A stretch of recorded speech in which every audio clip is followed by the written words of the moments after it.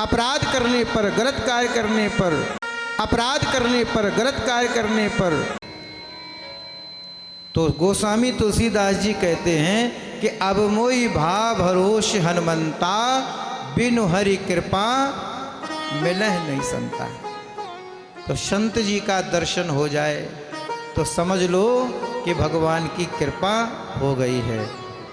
तो हमको पावन सानिध्य प्राप्त हो रहा है। हमारी संत जी महाराज, योगी राज श्री संतोष दास जी महाराज, आइए प्रथम सत्र की कथा प्रारंभ करें।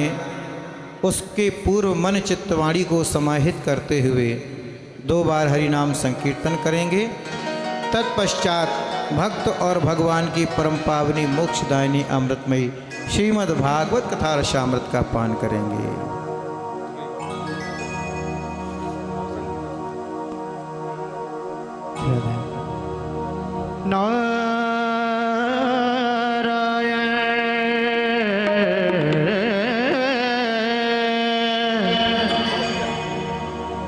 नारायण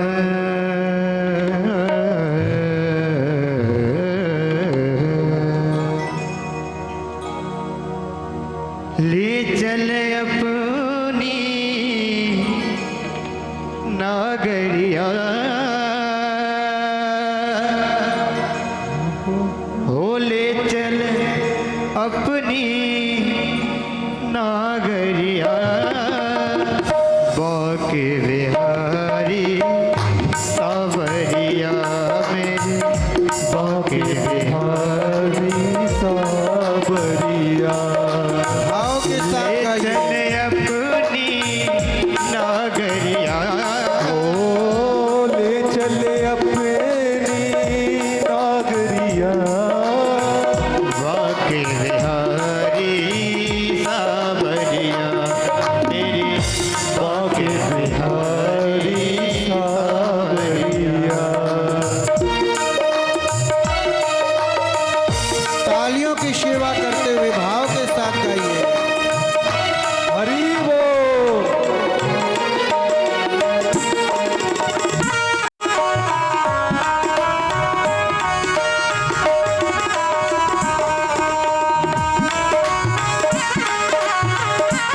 हरि बोल।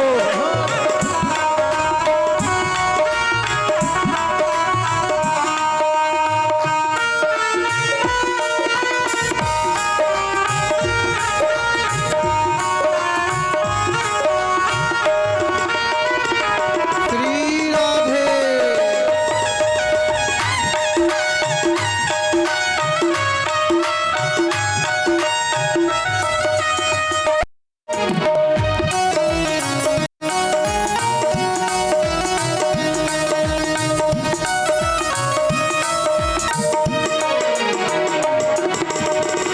यमुना के तीरे वृंदावन नागरी, जय हो।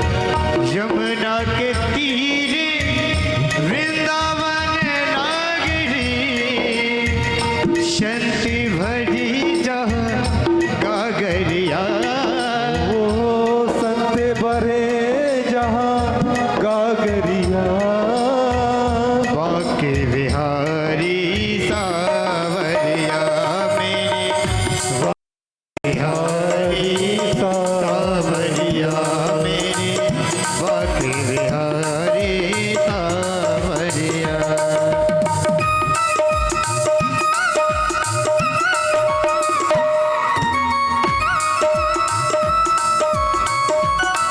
ताली बजाते हुए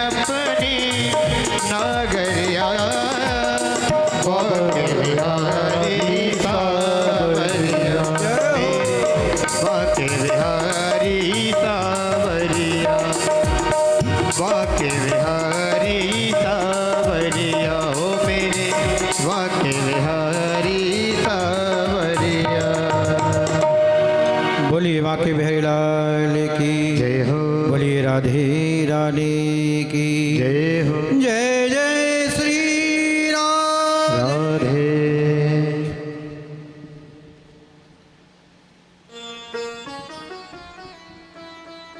भाग्यवशात जो हमें प्राप्त हो जाए वही भागवत है।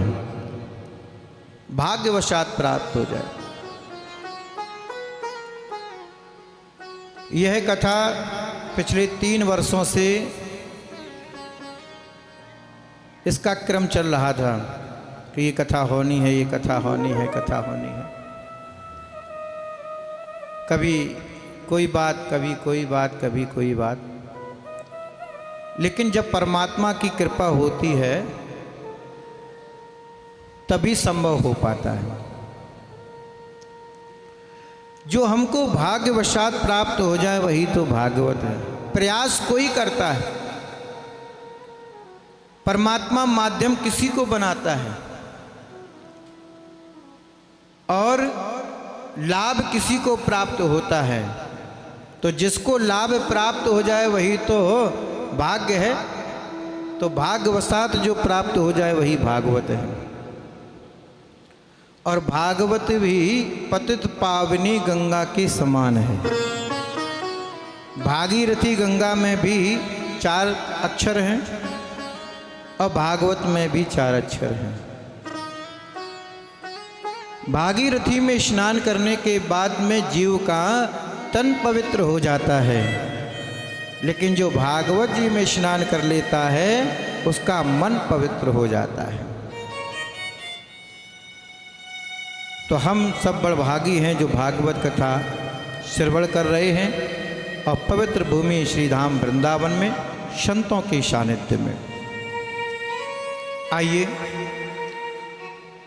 श्रीमद् भागवत के महात्म्य का जो प्रथम श्लोक है उस पे चर्चा करते हैं। श्रीमद् भागवत के महात्म्य का जो प्रथम श्लोक है उसमें भगवान के लिए मंगलाचरण किया गया है, भगवान के विषय में बताया गया है। जब कोई कवि या कोई लेखक अपनी रचना को लिखता है तो सबसे पहले अपने इष्ट देव का मंगलाचरण करता है। और मंगलाचरण किसका किया जाता है? बोले जिसका मंगलमयी आचरण हो उसी का ही मंगलाचरण किया जाता है। पहली बात। और दूसरी बात क्या है? बोले दूसरी बात ये है कि इस श्लोक में भगवान के विषय में बताया गया है। भागवत कथाकार ने इस महात्म्य के प्रथम श्लोक को लिख करके भक्त के लिए एक सुलभ रास्ता दे दिया। क्या? जब हम श्रीमद् भागवत को कथा सुनने के लिए जा रहे हैं तो हमें परमात्मा के विषय में जान लेना चाहिए कि हमारा परमात्मा कैसा है। अब जरा देखिए श्लोक क्या है। सच्चिदानंद रूपाय विश्वोत्पत्त्यादि हेतवे तापत्रय विनाशाय श्री कृष्णाय वयं नमः। ये श्रीमद् भागवत के महात्म्य का प्रथम श्लोक है। इसमें भगवान के स्वरूप, भगवान के स्वभाव और भगवान के सामर्थ्य की चर्चा की गई है। व्यक्ति को 3 बातों से जाना जाता है। व्यक्ति को 3 बातों से जाना जाता है। व्यक्ति की पहचान 3 बातों से होती है। पहला, उसका स्वरूप कैसा है। जीवन में बहुत से ऐसे लोग होंगे जिनको आप नाम से भी नहीं जानते होंगे कि इनका क्या नाम है, क्या करते हैं ये भी नहीं जानते होंगे, लेकिन हाँ चेहरे से पहचानते कि मैं इनको जानता हूँ, लेकिन चेहरे से पहचानता हूँ। कौन है, क्या करते हैं मुझे नहीं मालूम। तो स्वरूप से पहचान होती। मैंने आपको कहीं देखा है, अगर कोई व्यक्ति बहुत दिनों बाद मिले आप उसके विषय में सब कुछ भूल सकते हैं, लेकिन चेहरा यानी स्वरूप याद रहता है। तो स्वरूप से पहचान होती है। दूसरी पहचान स्वभाव से होती है। किसी किसी व्यक्ति का स्वभाव इतना मीठा मधुर होता है कि आप उसे जीवन भर नहीं भूल सकते। स्वरूप कैसा है इस बात का महत्व तो नहीं है, लेकिन स्वभाव बहुत मीठा है, स्वभाव बहुत अच्छा है। तो कुछ लोग स्वरूप की वजह से याद आते हैं, और कुछ लोग स्वभाव की वजह से याद आते हैं, और कुछ लोग सामर्थ्य की वजह से पहचाने जाते हैं। बहुत से ऐसे लोग हैं जिनको आप नहीं जानते, जिनको आपने देखा नहीं है, लेकिन आपने उनके विषय में सुना है कि वो बहुत अच्छा कार्य करते, बहुत पुण्य का कार्य करते, बड़े धर्मात्मा हैं, समाज सेवी हैं, समाज का कार्य करते हैं, बड़े उदार हैं, बड़े दयालु हैं। आपने केवल सुना हुआ है, देखा नहीं है। और जब कोई व्यक्ति परिचय करवाता है ना, तो वो कहता कि ये वही व्यक्ति हैं जिनके विषय में आप चर्चा कर रहे थे, जिनके विषय में आप बातचीत कर रहे थे, ये वही व्यक्ति है, इनकी सामर्थ्य इतनी है। तो व्यक्ति 3 बातों से पहचाना जाता है: स्वरूप, स्वभाव और सामर्थ्य। बेटी वाला जब विवाह के लिए लड़का देखने के लिए जाता है तो 3 बातें ही देखता है। सबसे पहले क्या देखता है कि लड़के का स्वरूप कैसा है, दिखने में कैसा लगता है, हमारी बेटी के जोड़ का है कि नहीं, कहीं काला कलूटा तो नहीं है। तो सबसे पहला जो परिचय होता है वो स्वरूप का ही होता है कि भैया दिखने में कैसा लगता है। दिखने में बहुत अच्छा है, लेकिन किसी ने कहा भैया दिखने में मत जाइए, इसका स्वभाव बहुत खराब है, बहुत कड़वा स्वभाव है, इतना कड़वा स्वभाव है कि आपकी बेटी रहना मुश्किल हो जाएगा, आपकी बेटी का रहना मुश्किल हो जाएगा। तो फिर थोड़ा आपका मन ये बनेगा कि अरे भाई ऐसा स्वभाव है तो कैसे काम बनेगा। तो स्वभाव के विषय में बातचीत करते हैं कि कहीं क्रोध तो नहीं आता है ना, कहीं झगड़ालू प्रवृत्ति का तो नहीं है। तो स्वभाव भी बहुत महत्वपूर्ण है। जितना स्वरूप महत्वपूर्ण है उससे कई गुना स्वभाव ही महत्वपूर्ण है। स्वभाव व्यक्ति का मीठा होना चाहिए। आपने बातचीत किया लड़के से तो बड़ी सुंदर तरीके से बातचीत की, तो आपका कहना नहीं भाई स्वभाव तो बहुत अच्छा है। अब स्वरूप भी बहुत अच्छा है, स्वभाव भी बहुत अच्छा है। अब तीसरी बात यह है कि करता क्या है, हमारी बेटी का भरण पोषण कैसे होगा, इसकी शक्ति और सामर्थ्य क्या है। तो किसी ने कहा भैया ये सरकारी नौकरी में है, 40,000 रुपये पगार है ना, लेकिन ऊपरी कमाई बहुत है। और जहाँ ऊपरी कमाई की बात आती है रिश्ता फट से पक्का हो जाता है ना। सैलरी चाहे कम हो कोई बात नहीं, चलेगा, लेकिन जब ऊपरी कमाई की बात आती है तो तुरंत रिश्ता पक्का हो जाता है। तो आजकल लोग ऊपरी कमाई का भरोसा ज़्यादा रखते हैं, जबकि वो नंबर 2 की कमाई होती है। कहने का भाव ये है। तो सामर्थ्य क्या है? किसी ने कहा इसका सामर्थ्य तो बहुत अच्छा है। किसी का सामर्थ्य बहुत अच्छा हो, स्वभाव बहुत अच्छा हो, लेकिन स्वरूप अच्छा ना हो तब भी बात नहीं बनेगी। स्वरूप अच्छा है, स्वभाव अच्छा है, बोले लड़का करता धरता कुछ नहीं है, बोले तो क्या देख करके विवाह करें, कैसे विवाह करें, है ना, तो भी विवाह नहीं होगा। मतलब ये है कि तीनों रूपों, सम्यक रूप से तीनों रूपों का मिश्रण होना चाहिए। यानी कि स्वभाव भी अच्छा हो, स्वरूप भी अच्छा हो और सामर्थ्य भी अच्छी हो। सामर्थ्यवान होने के बाद भी विनम्रता उसका आभूषण होता है। तो जब तीनों बात सम्यक रूप से मिल जाती है तो विवाह पक्का हो जाता है। ठीक उसी प्रकार से कथाकार इस विचार को लेकर के ये श्लोक यहाँ पर मंगलाचरण के रूप में लिखते हैं कि जो भक्तजन हैं, जो साधक जन हैं, वो निरंतर 7 दिनों तक भगवान की कथा सुनने के लिए जा रहे हैं। भगवान से संबंध तो जन्म जन्मों का है भक्त का, लेकिन फिर भी विगत आगामी 7 दिनों तक श्रीमद् भागवत की कथा को सुनेंगे तो परमात्मा के विषय में जान ले कि परमात्मा है कैसा।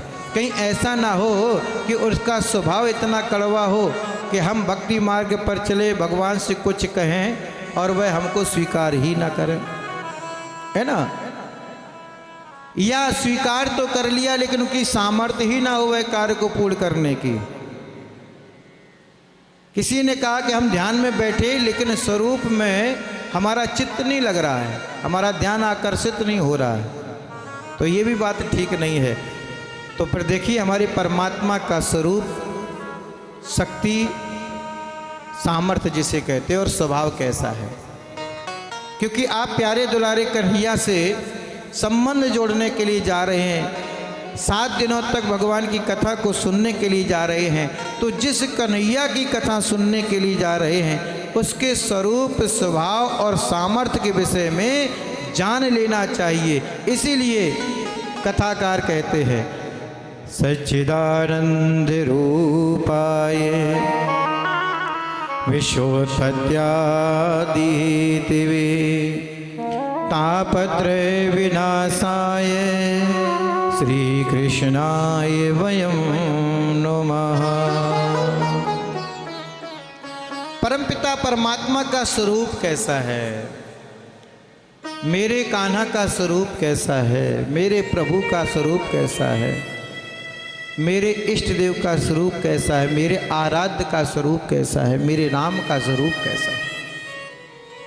बोले सच्चिदानंद, सतचित आनंद स्वरूप है। कैसा है? सतचित आनंद स्वरूप है। सत्य कौन है? सत्य वह है जो तीनों कालों में विद्यमान रहता हो। भूतकाल में था, वर्तमान काल में है और भविष्य काल में रहेगा। ये जो संसार है ना, ये ना पहले था ना ये बाद में रहेगा। ये शरीर भी ना पहले था ना ये बाद में रहेगा। इस संसार में जो कुछ भी आपको दिख रहा है पहले नहीं था और बाद में नहीं रहेगा। प्रति क्षण इसमें परिवर्तन होता रहता है और परिवर्तन ही संसार का नियम है।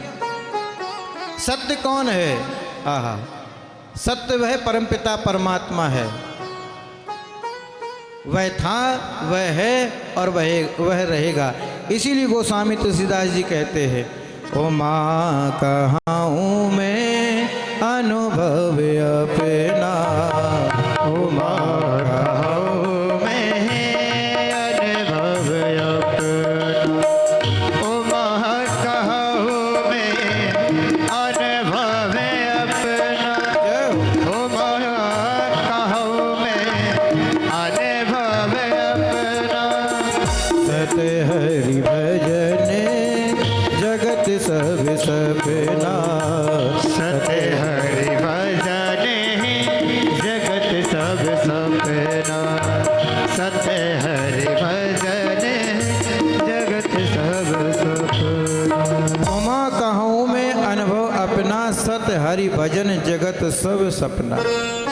सत्य कौन है? परमात्मा। सत्य कौन है? परमात्मा का नाम। सत्य कौन है? परमात्मा का संकीर्तन। जो परमात्मा से जुड़ा हुआ है, जो परम पिता से जुड़ा हुआ है, जो अविनाशी से जुड़ा हुआ है, वही सत्य है। क्योंकि जो अविनाशी से प्रेम करेगा उसका प्रेम नष्ट होने वाला नहीं है, क्योंकि उसका प्रेम भी अविनाशी हो जाएगा। सत्य हरि भजन जगत सब सपना। यह संसार सब स्वप्नवत है। स्वप्न जब हम देखते हैं तो वह सत्यवत प्रतीत जरूर होता है, लेकिन सत्य नहीं होता। आप स्वप्न देखते हैं ना, तो स्वप्न में आपको दिखाई पड़ता है कि जो भी घटना घटित हो रही है वह सत्य है और समय सत्य प्रतीत होता है।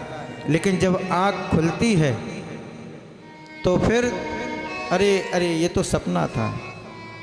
तो कहने का भाव ये है, इसी प्रकार से ये संसार है।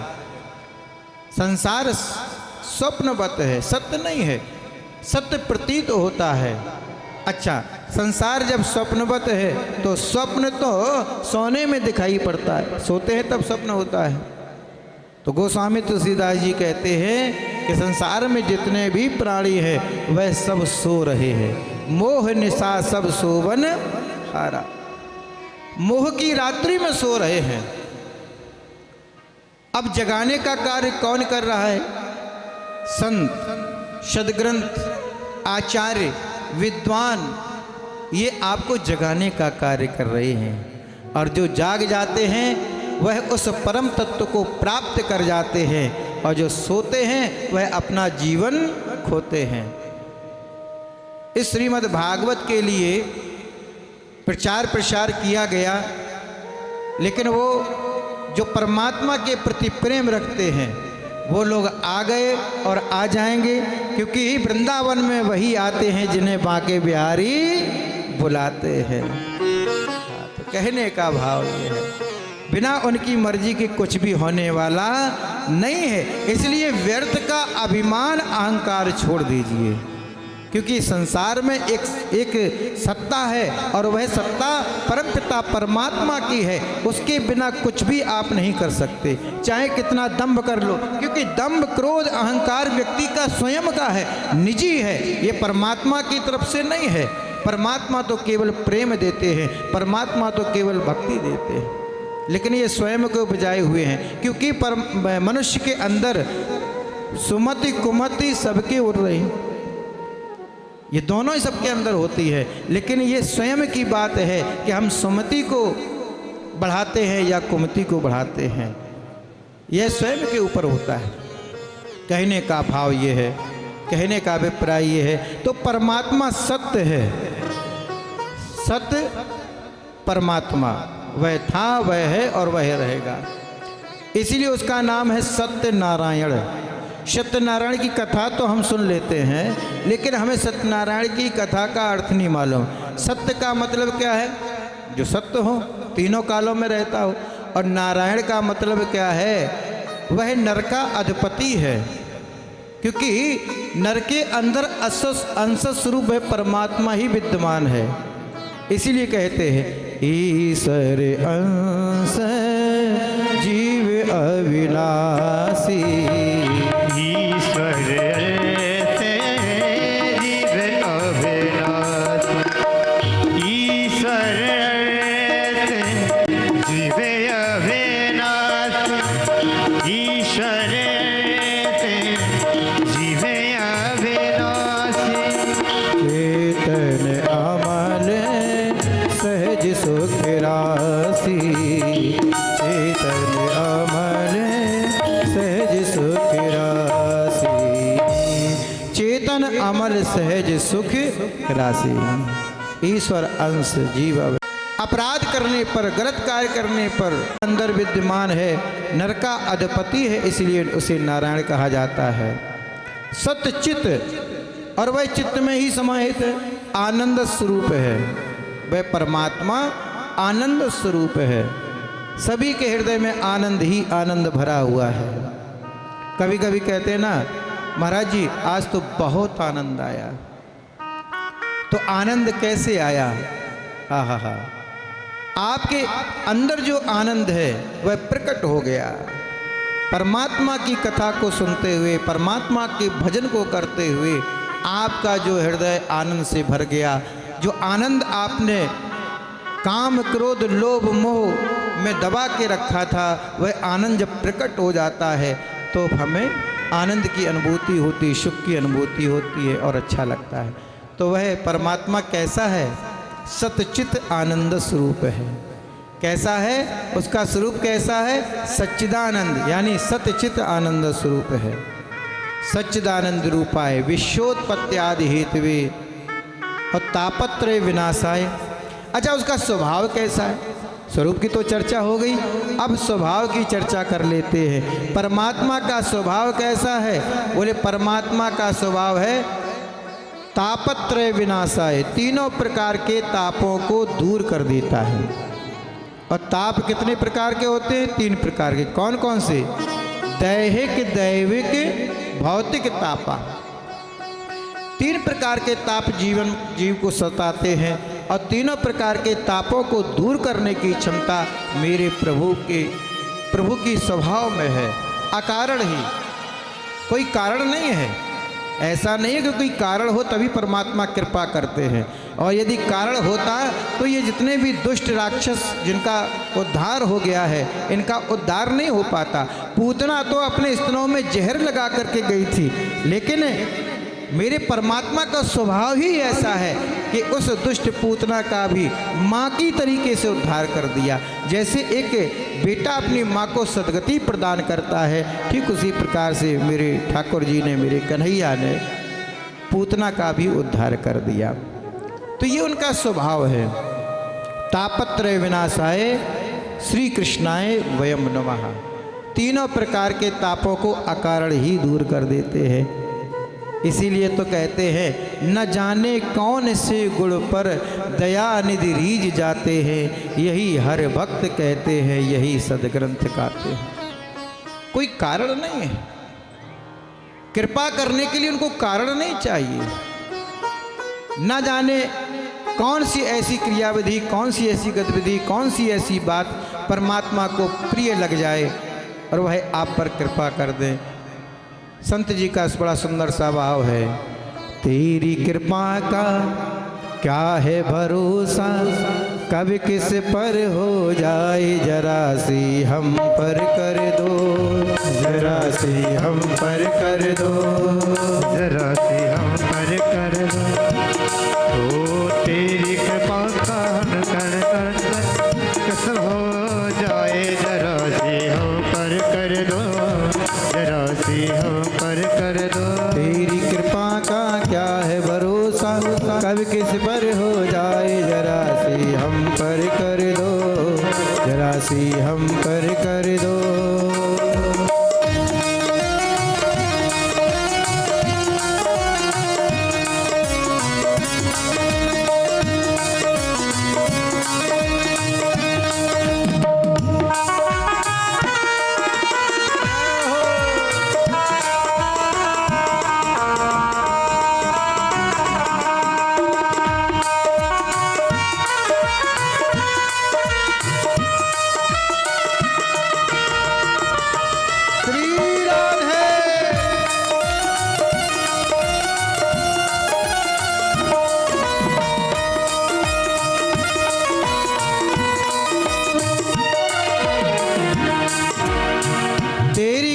का क्या है भरोसा, कब किस पर हो जाए, जरा सी हम पर कर दो। तो अकारण ही तीनों प्रकार के तापों को दूर करने वाले हैं मेरे प्रभु। तो ऐसा उनका स्वभाव है। और सामर्थ्य क्या है, बोले विश्वोत्पत्त्यादि हेतवे, वह विश्व की उत्पत्ति करते हैं और वह विश्व का पालन भी करते हैं। और विश्व का, हाँ, ये बात कथाकार ने छुपा ली। क्यों? क्योंकि भक्त कहते हैं कि हमारे परमात्मा केवल पालन और पोषण ही करते हैं, उत्पत्ति करते हैं, पालन पोषण करते हैं। संहार की तो सोच भी नहीं सकते, लेकिन संहार करते हैं। वह शिव के रूप में, रुद्र के रूप में संहार भी करते हैं। वह विष्णु के रूप में पालन करते हैं। वह ब्रह्मा जी के रूप में उत्पत्ति करते हैं। तो तापत्रय विनाशाय श्री कृष्णाय वयम नमः, उनकी बहुत बड़ी सामर्थ्य है। विश्व की उत्पत्ति, विश्व का पालन। लेकिन संहार की जब बात आई तो कथाकार कहते हैं विश्वोत्पत्त्यादि हेतवे, आदि आदि कार्य कर दिए। इनके बहुत से काम है। व्यक्ति कहते हैं ना, इनके बहुत से काम हैं, आदि आदि आदि आदि में बहुत सी चीज़ें छुप जाती हैं। ऐसे ही जो संहार की बात है वह छुप जाती है। तो मेरे परमपिता परमात्मा की सामर्थ्य ये है कि विश्व की उत्पत्ति करते हैं, विश्व का पालन करते हैं, विश्व का संहार करते हैं। ऐसी उनकी सामर्थ्य है। तो ये श्रीमद् भागवत के महात्म्य की प्रथम श्लोक की चर्चा, आज की कथा यहीं पर विराम करेंगे, है ना। क्योंकि आज चूँकि प्रथम दिवस है, व्यवस्थाओं में बहुत समय लग गया, है ना। और अब यहीं पर विराम। कल कथा ठीक 1 बजे से प्रारंभ होगी। 1 बजे से हमारे सभी साथी संगीतकार आ जाएंगे, अपना भजन इत्यादि आनंद, और इसके बाद में ठीक 1:30 पर कथा पर हम बैठेंगे और ठीक 5 बजे तक कथा चलेगी। 4:30 बजे तक कथा और 5 बजे आरती विश्राम। ठीक है ना? तो इस तरह से कथा का क्रम रहेगा। तो सभी श्रद्धालु भक्तजन समय से आए, कथा का समय से आनंद लें। आइए एक सुंदर सा भजन और इसके बाद में आरती। बोलिए बांके बिहारी लाल की जय हो।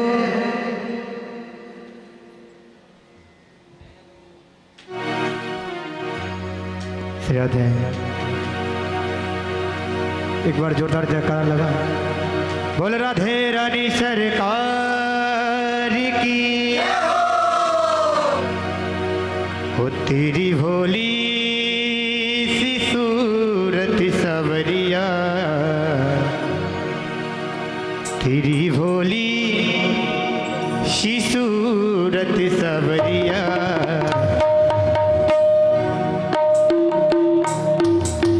देखिए, एक बात और कहना चाहते हैं।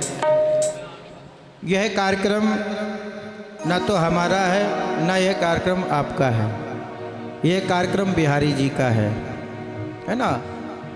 तो बिहारी जी यहाँ पे ना हमारा घर है ना आपका घर है, ये बिहारी जी का घर है। हम लोग कहाँ आए हैं? बिहारी जी के घर में आए हुए हैं। तो मेरा सभी लोगों से निवेदन ये है कि यह बिहारी जी का कार्यक्रम है और जैसी भी जो भी व्यवस्थाएं हैं उन व्यवस्थाओं में व्यवस्थित रहने का प्रयास करें, क्योंकि किसी व्यक्ति के यहाँ जाया जाए तो अपेक्षा की जाए, है ना? लेकिन यहाँ पर हम बिहारी जी के यहाँ पर आए हुए हैं, तो जो भी व्यवस्था है उस व्यवस्था में व्यवस्थित होने का प्रयास करें, है ना? और जिस तरह से एक तीर्थ में रह कर के कथा सुनने का